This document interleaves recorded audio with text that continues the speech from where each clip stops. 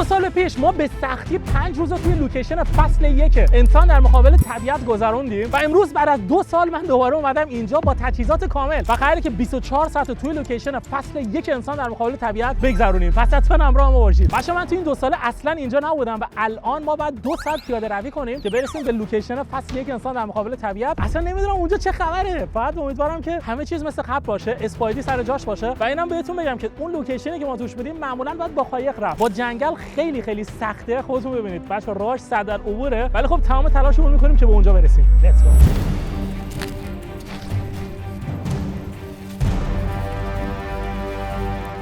بچه‌ها از بس که اینجا آدم رد نمیشه و آدم نمیاد، کل زمین رو خزه وسته و پر از بلوبریه. یعنی هر جا که آدم نگاه میکنه پر از بلوبری و پر از میوه است.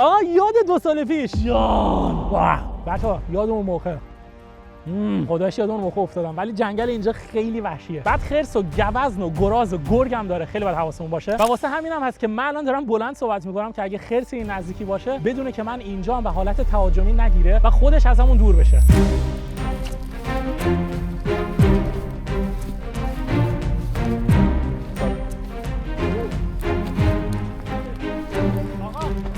من نمیدونم واقعا این رده پای انسانه یا نه. این درخت رو سنگ رشد کرده بوده، میبینی کلا افتاده پایین. بچه الان من جون این درخت رو نجات دادم. نمیدونم کار انسان بوده یا کار طبیعت، ولی افتاده بود پایین. ببین همین الان یه دونه پشه اینجا بود، نمیدونم پشه بود یا عنکبوت، هم افتاد پایین.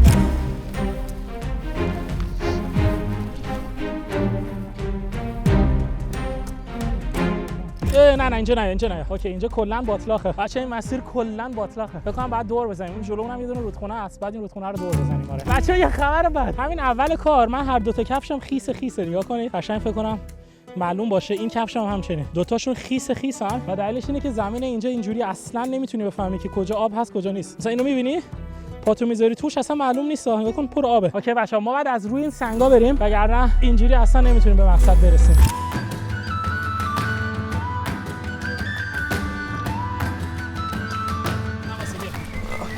آفرین عالی. بچه‌ها خیلی راش بده. خب همین الان از مسیر رودخونه‌ای در اومدیم و خوردیم به این مسیر سنگی. فکر کنم هولوش 1.5 کیلومتر 2 کیلومتر دیگه بعد پیاده روی کنیم تا برسیم به مقصد. و بچه‌ها واقعا همین اول ویدیو واقعا نمیخوام نخ بزنم، ولی این تلاشی که ما داریم برای یه ویدیو انجام میدیم. کل زندگیمون همین اول ویدیو خیسه. کلا هر جایی بدنم دست میکنم یه حشره میاد بیرون. کفشامون هم خیسه، هوام بارونیه. اصلا نمیدونم چجوری بعد آتیش روشن کنیم، ولی خدا رو شکر چند تیکه چوب آوردم، چوب خشک. بعد امیدوارم که بتونیم آتیش روشن کنیم و بتونیم یه کمپ خیلی خفن انجام بدیم. بچه اینجا یه باطلاقه وسط جنگل. بعد هیچ نشونی هم اینجا از آدم نیست. خیلی طبیعتش وحشیه. بچه رسیدیم به این دریاچه، لوکیشن فصل 1 انسان در مقابل طبیعت. الان باید بریم دقیقاً همون جایی که ما کمپ کرده بودیم و پیداش کنیم. من نمیدونم، فکر کنم سمت چپ باید بریم.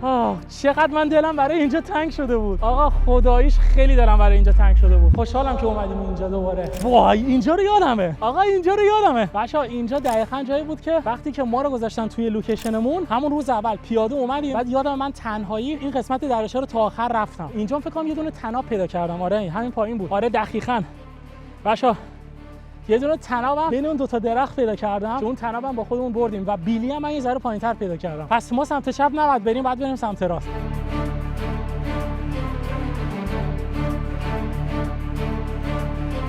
همینجاست بچه‌ها، همینجاست. خدا یادم اونجا دراز کشیده بودیم، داشتیم برای خودمون استراحت می‌کردیم. اینجا بلوبری می‌چیدیم، دقیقاً همینجاست. بعد اونجا هم کمپمون بود. خدا بعد از 2 سال دوباره اومدیم اینجا، همه چیز هنوز سر جاشه. ما اینجا آتیش درست می‌کردیم. کمپمون دقیقاً همینجا بود. دقیقاً همینجا کمپمون رو برگزار کرده بودیم. من اینجا می‌خوابیدم، آرمانم اون ور می‌خوابید. بچه‌ها همه چیز مثل قبل. پول پشتی رو در بیارم. 15 کیلو لامصب. یس بالاخره رسیدیم. وای بچه‌ها اسپایدی اینجا بود. اسپایدی دقیقاً همینجا بود ولی نیست. شب سوم که طوفان اومد دیگه از اون موقع اسپایدی رو دیگه ندیدم. اسپایدی فکر کنم دیگه پرواز کرد. بچه‌ها بالاخره برگشتیم بعد از 2 سال. ولی این سری با تجهیزات کامل اومدیم. حتی چوب خشک آوردیم بتونیم آتیش بزنیم. غذا آوردیم همراهمونه، همه چیز همراهمونه. دیگه قرار نیست مثل 2 سال پیش بهمون سخت بگذره. فقط این بارونه که داره اذیتمون میکنه. پوریا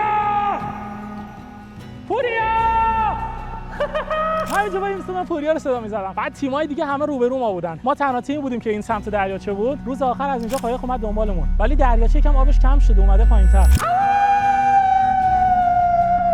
اونایی که میگفتن مهران امکی قدیمی کو همینجاست روبروتون ایستاده. یس بچه الان واقعا نمیدونم بعد چیکار کنیم. من اول اصلا بریم چادرمون رو برپا کنیم، بعدش یه آتیش بزنیم و بریم در کنار آتیش هم خودمون رو گرم کنیم، همین که یه غذای خوشمزه بزنیم به بدن. از خستگی مردم تا به اینجا رسیدیم. فکر کنم 5000 کالری مصرف کردم. الان اگه 2 سال پیش یا پارسال بود در به در بعد میگشتیم دنبال چند تا چوب که بتونیم پناهگاه درست کنیم، ولی دیگه خبر از این کارا نیست. بچه‌ها شما همیشه دوست داشتید که یک بار من با تجهیزات کامل برم براتون کمپ کنم و امروز همون روزه. به آرزوتون رسیدید. کسایی که این کامنت ها رو میذاشتید، خداییش من چقدر حسرت یه همچین چادری می‌خوردم. یعنی اینقدر من حسرت این چادر رو می‌خوردم که نگو. راحت نگاه کنید. بیا. اینجوری و این ورش گیر کرده. آقا یه ثانیه وایسید الان نبینید. این ورش گیر کرده. از بس که تکون خورد این ورش الان گیر کرده. بچه‌ها این پایینش مثل اینکه گیر کرده. الان. و اینجوری. به به. اینم از چادر ما. الان فقط بعد همه جاشو وصل کنم و بعدش دیگه پناهگاهمون آماده است. یه پناهگاه ضد آب و خوشگل.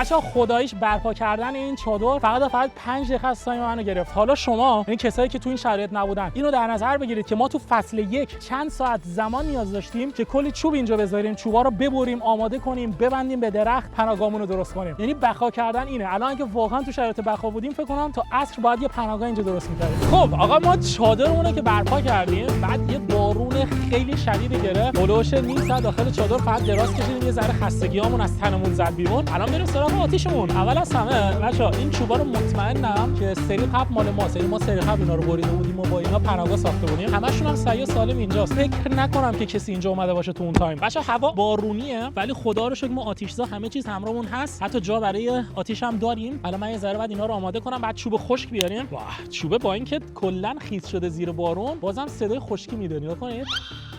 معلومه که خیلی وقته که از درخت افتاده پایین و خشک بوده. تنها چیزی که اینو خیس کرده بارون بوده دیگه. بچه‌ها همین الان من دارم به این فکر میکنم یه ذره محل آتیش زدنمون بیاریم پایین، یعنی سمت چادر. ما الان خیلی فاصله داریم با چادر. بعد به جایی که اونجا بخوام صندلی درست کنم که بتونیم بشینیم، مثلا میتونیم این محل رو برای آتیش درست کنیم. آتیشمون رو اینجا بزنیم، بعد خودمون روی این سنگ بشینیم. چادر هم میتونیم برگردونیم که روش به این سمت باشه، یعنی اون گرما داخل چادر هم بیاد. اوکی پس بریم محل آتیش زدنمون رو عوض کنیم.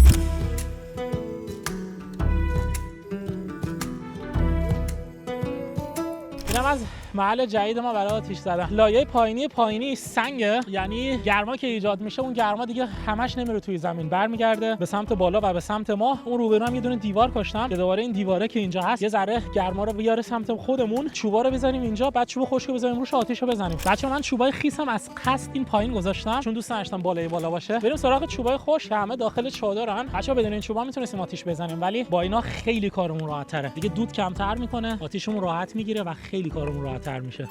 اول از همه اینجا مواد آتیش‌زا داریم که مخصوص گریره و خیلی خفنه، خیلی باحاله. بعدش ما یه دونه از این نفتا داریم، اسمشون نفت نیست ولی من بهشون میگم نفت. اینا مواد آتیش‌زا که بوی نفت میدن و خیلی باحالن. اینا اگه بذارین داخل خیلی راحت میگیره و بعد از 10 دقیقه خاموش میشه. اون 10 دقیقه هم این چوبا کلا آتیش گرفتن. ولی میخوام با چخماق روشنش کنم. با چخماق حالش بیشتره. واه دیلی داره چخماق. بچه‌ها دیلی داشت بعد چند ثانیه سوخت. واه تو فصل 1 یادمه با چخماق درست نمیتونستم کار کنم. الان من تازه یاد گرفتم. چخماقو بعد بذاری روی سنگ و با تمام قدرتت بعد اینو بکشی به سمت جلو. نکنید اینجوری.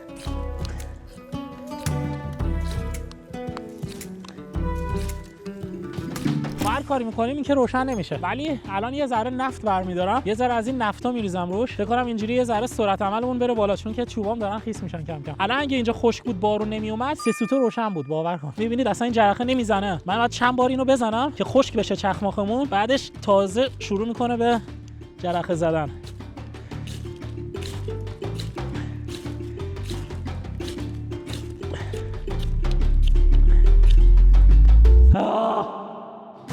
اوکی میریم سراغ روش اصلی. بچه‌ها الان شما کاملا مشاهده کردید که کل زندگی ما خیسه، این چوبام خیسن و با وجود این که ما مواد آتیش‌زا داریم اصلا نتونستیم آتیش بزنیم. الان اگه شما جای من بودید چیکار می‌کردید؟ همین الان برام توی کامنت‌ها بنویسید. ولی من یه روش الان بهتون یاد میدم که به سادگی تو این شرایط بتونید از پس یه همچین مشکلی بر بیاد. اون روش هم اینه که دست کنید توی جیبتون و فندک رو در بیارید. یس با فندک خیلی راحت، البته اونقدر راحت هم نیست، حتی با فندک هم سخته. نگاه کنید یعنی مواد آتیش‌زاست. من اینو روش میگیرم دوباره خاموش میشه. نگاه کنید بچه‌ها شعله داره. دوباره خاموش شد. قشنگ من الان یه تیکه از پوست درخت پیدا کردم. من دوباره از این نفتا میخوام در بیارم. این سری پودرش میکنم قشنگ. و این سری میخوام با این یکی چخماق و چاقوم تست کنم. اینجوری فکر کنم بهتر باشه. اون یکی خیس بود. آها. خاموش نشه. جان من خاموشه، ضایع میشم. جان من جلو بینندام ضایع میشم. اینا رو هم قشنگ بذاریم روش و خالیش کنیم این پایینه. و تمام. اینم از آتیشمون. خیلی خوشحالم. بچه‌ها واقعا خیلی خوشحالم. آدم با تجهیزات میاد اصلا زمین تا آسمون فرق داره. ما تو 5 دقیقه پناهگاهمون رو درست کردیم. آتیش درست کردنمون هم بیشتر از 10-15 دقیقه اصلا طول نکشید. ما تو یه جای جدید اینجا ساختیم و همش 10-15 دقیقه طول کشید. ببین الان یک شر میریخته تو بدنم، میگه یه ذره از این نفتا رو بریز. جان یکم گرم بشیم. خودم هم خیس شدم.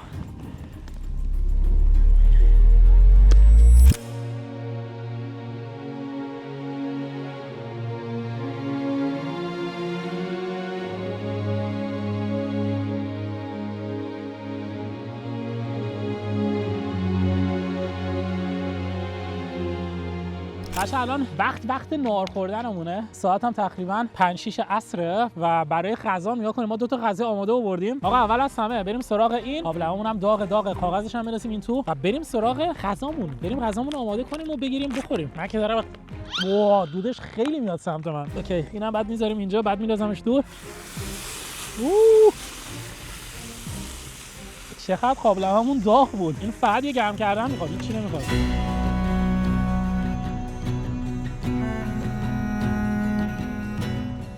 به این غذا چه بشود. نون تازه با غذای گرم و خوشمزه. بریم بزنیم به بدن. بچه‌ها امیدوارم که دلتون نخواد و امیدوارم که هیچ گرسنه‌ای رو کره زمین نمونه. بریم اون غذامون رو تست کنیم. بی‌نظیره.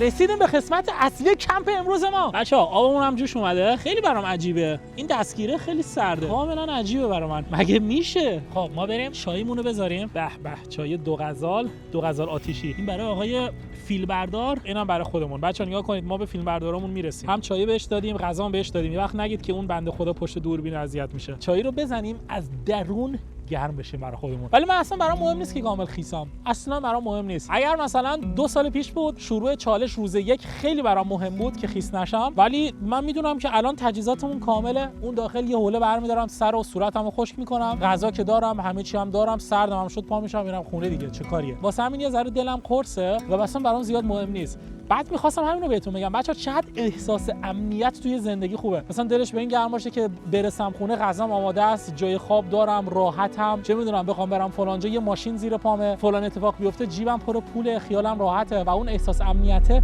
خیلی تو زندگی خوبه.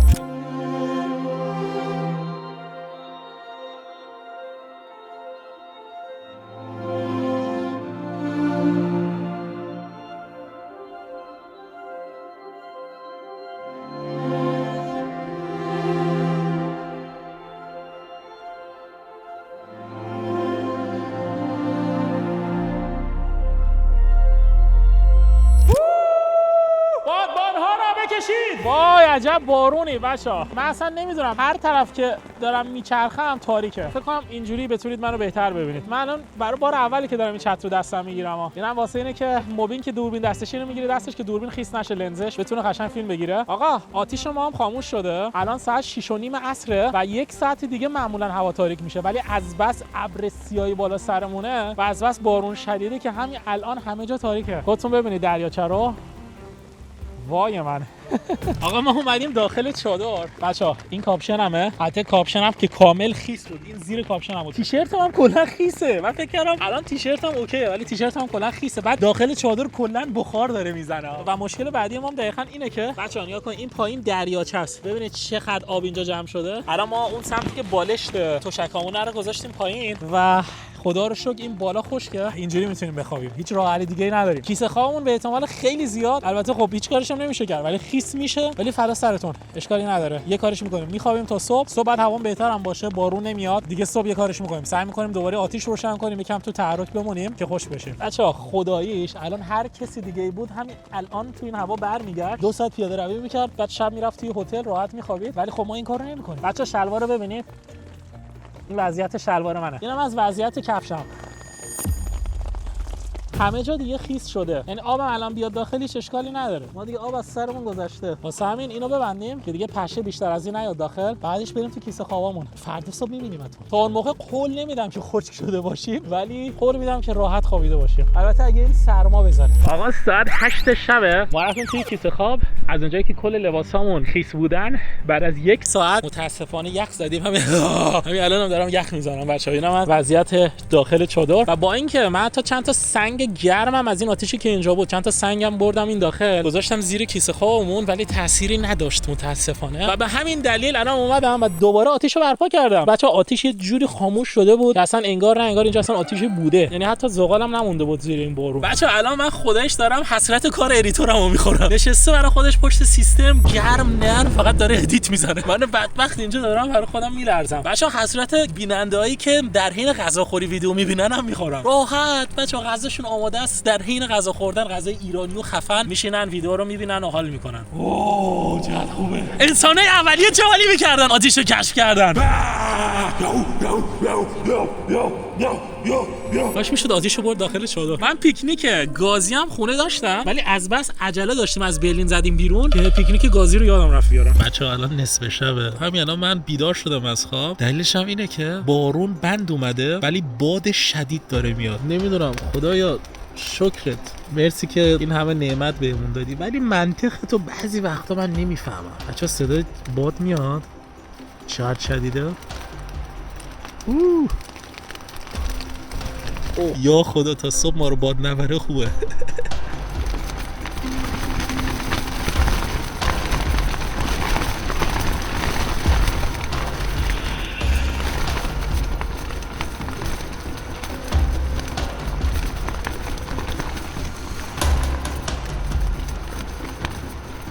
مبین آجی پاشو، ولی اگه اینجا بخوابیم صبح نروژ بلند میشه. آره چادر قشنگ خم شد. اینجا رو نگاه بچه‌ها، در این اوه یه جا شکست. شانس هم ندارم، شانس هم نداریم.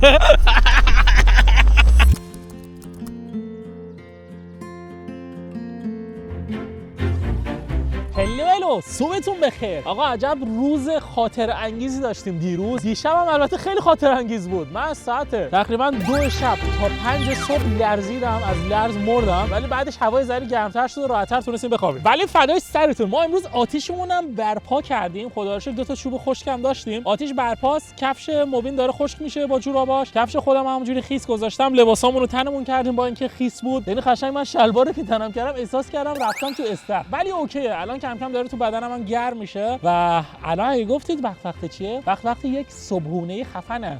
صبحونه خفن چی میتونه باشه؟ یه نوشیدنی گرم به علاوه تخم مرغ.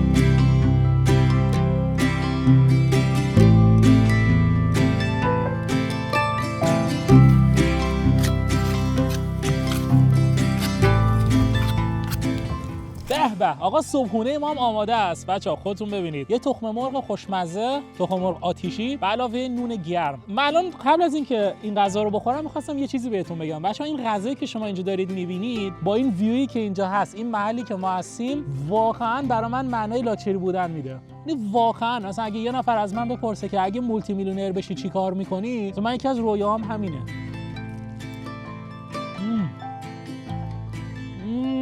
امیدوارم دلتون نخواد، ولی خیلی خوشمزه است.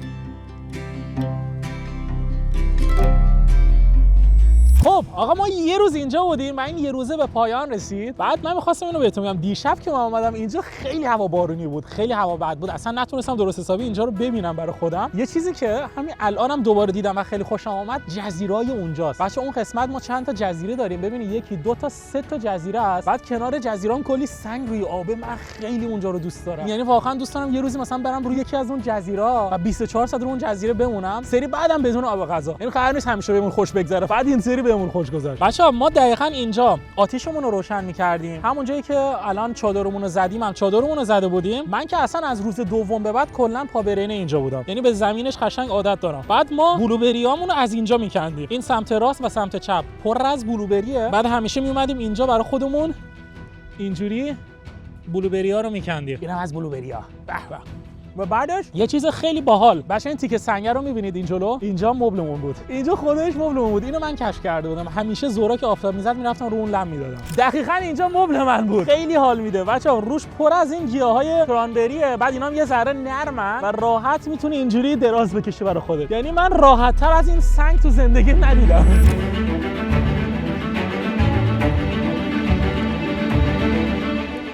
Yes!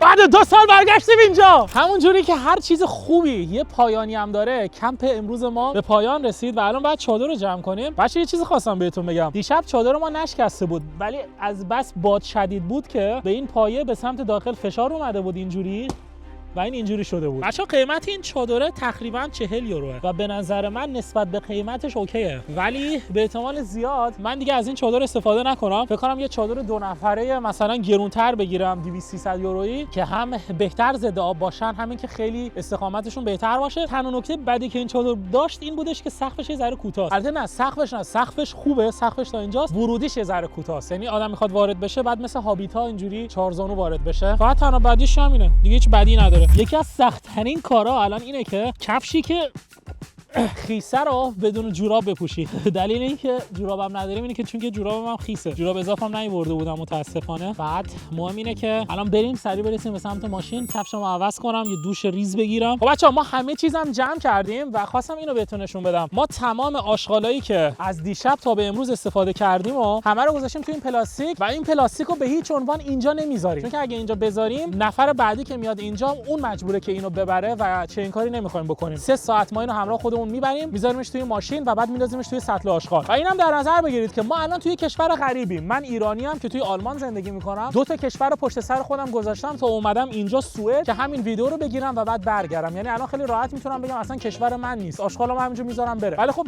طبیعته و مخصوصا شمایی که توی ایران زندگی میکنید، کشوری که از پوست و خون خودتونه و اجدادتون اونجا زندگی کرده، از شما خواهش میکنم که اگه توی طبیعت میرید یه دونه پلاستیک اینجوری اضافه همراه خودتون بیارید و آشغالاتون هم بذارید تو اون پلاستیک و همراه خودتون ببرید. مرسی که همراه ما بودید. امیدوارم که از این ویدیو خوشتون اومده باشه و تا ویدیو دیگه بای بای.